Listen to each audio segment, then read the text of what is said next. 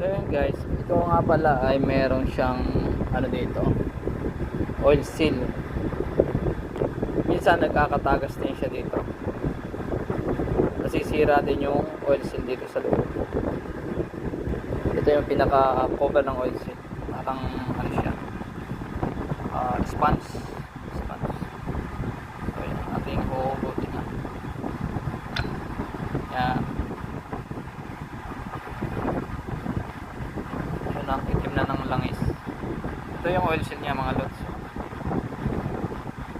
Yan, nagkakanik. Yan.